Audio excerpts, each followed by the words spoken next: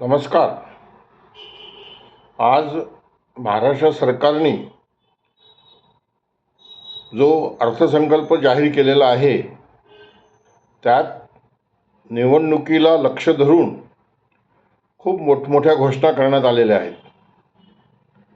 पण या घोषणा सर्वसामान्य माणसांचे प्रश्न सोडवण्याकरता पुरेपूर नाहीत हे स्पष्ट होतं.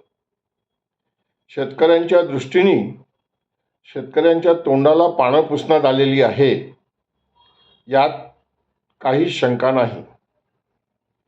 कापूस आणि सोयाबीन उत्पादकांना कमी भाव मिळाले हे अर्थमंत्री अजित पवारांनी त्याच्या आधी मुख्यमंत्री शिंदे साहेबांनी, उपमुख्यमंत्री देवेंद्र फडणवीस साहेबांनी मान्य केलेलं होतं. कमी भाव किती मिळालेत? 2 वर्षापूर्वी 12,000 रुपये क्विंटल कापसाला भाव मिळाला होता आणि यावर्षी 7,000 साडेसात रुपये क्विंटल भाव मिळालेला आहे. आपण सरासरी 2,000 रुपये क्विंटलच जर हिशोबात घेतला तर महाराष्ट्रात 4 कोटी क्विंटल कापूस पिकतो दरवर्षी, 80 लाख गाठी. तर 2,000 रुपयांनी ते 8,000 कोटी रुपये होतात. सोयाबीन महाराष्ट्रात दरवर्षी 5 कोटी क्विंटल पिकतं. त्याचेही 2,000 रुपये धरले तर त्या 10,000 कोटी रुपये होतात. म्हणजे 18,000 कोटी रुपयांचा फटका फक्त कापूस आणि सोयाबीन उत्पादकांना बसला. आणि सरकारने 2,000 रुपये एकरी म्हणजे 5,000 रुपये हेक्टरी, ती पण 2 हेक्टरपर्यंत मर्यादित अशी मदत जाहीर केलेली आहे. म्हणजे 1 कोटी एकराला जर ती मदत देणार असतील तर ती फक्त 2,000 कोटी रुपये आहे. म्हणजे तोंडाला पानं नाही पुसली का? असंच त्यांनी प्रत्येक ठिकाणी केलेलं आहे. केंद्राच्या MSP वाढीचा उल्लेख केला आहे, पण महाराष्ट्र सरकारने जी MSP जाहीर केलेली आहे उत्पादन खर्च केंद्राकडे, त्याच्यात ती कमी आहे. माझा एक सरळ प्रश्न असा आहे जो मी याच्यापूर्वी विचारलेला आहे या तिघांनाही पत्र पाठवून, की मोदींनी 3100 रुपयांनी धान विकत घेण्याची गॅरंटी दिलेली होती विधानसभेच्या निवडणुकीच्या वेळेस. 2700 रुपयांनी गहू विकत घेण्याची गॅरंटी दिली होती. हे जवळपास 20 ते 30% MSP पेक्षा जास्त आहे. मग महाराष्ट्रातल्या कापूस आणि सोयाबीन उत्पादकांना जे अत्यंत अडचणीत आहेत, जे कोरडवाहू आहेत, त्यांना MSP पेक्षा 30% जास्त भाव का नाही?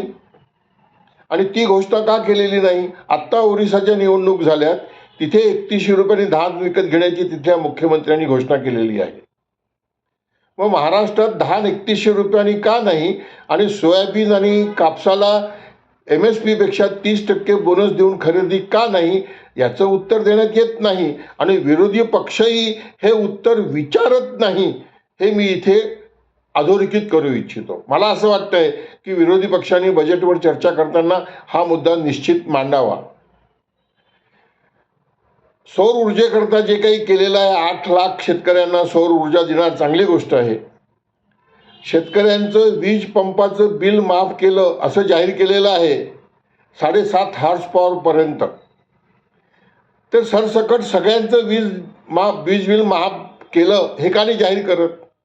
आणि ज्या शेतकऱ्यांना सौर वीज पंप जोपर्यंत मिळणार नाही तोपर्यंत त्यांना सुद्धा फुकट वीज दिली जाईल अशी घोषणा का करत नाही? मिलेटचा उल्लेख केलेला आहे. विदर्भ मराठवाड्यातनं ज्वारी बाद होत चाललेली आहे. मिलेट वर्ष मनवल्या गेलं आहे मोदींनी. यावेळेसच्या महामहिम राष्ट्रपतींच्या भाषणात, लोकसभेत, राज्यसभेच्या संयुक्त अधिवेशनात परवाच मिलेटचा पुन्हा उल्लेख झालेला आहे. कोरडवाहू शेतकऱ्यांना सरकारच्या तिजोरीतनं कोणतीच सबसिडी नसते तुलनेत पाणी वापरणाऱ्या शेतकऱ्यांचा. वाद लावायचा नाही आहे, पण कमीत कमी मिलेट पेरण्याकरता विदर्भ मराठवाड्यातल्या शेतकऱ्यांना जर 10,000 रुपये एकरी सरळ सबसिडी दिली असती तर या विदर्भातल्या मराठवाड्यातल्या शेतकऱ्यांना जे वातावरण बदलातनं सोयाबीनचं पीक धोकादायक होत चाललेलं आहे त्यातनं बाहेर निघता आलं असतं. कारण ज्वारी बाद झाली आणि सोयाबीन आलं, पण आता सोयाबीन धोक्याचं पीक झालेलं आहे.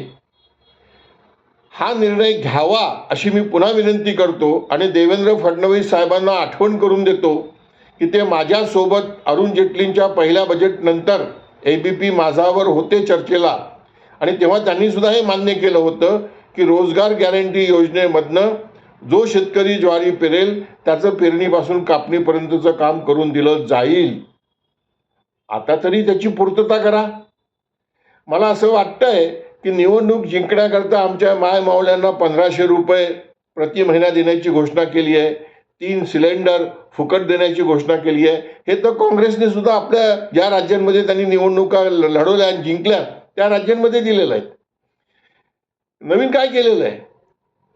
जेव्हा मुंबई आणि महाराष्ट्र ही देशाची आर्थिक राजधानी आहे तेव्हा महाराष्ट्रातल्या शेतकऱ्यांना महाराष्ट्रातल्या पर कॅपिटा इन्कमच्या तुलनेत गावातल्या लोकांना इन्कम मिळाली पाहिजे. त्या दृष्टीने कोणती पावलं उचललेली आहेत याच्यावर खुली चर्चा व्हायला पाहिजे.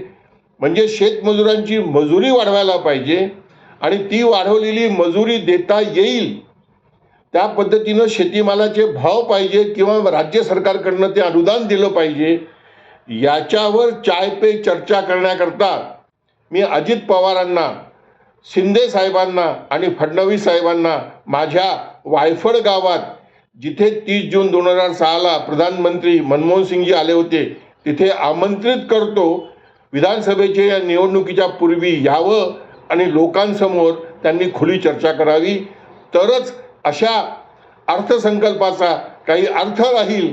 नाही तर हे सगळं निरर्थक आहे आणि शेतकरी हा मरत नाही म्हणून जगतो आहे.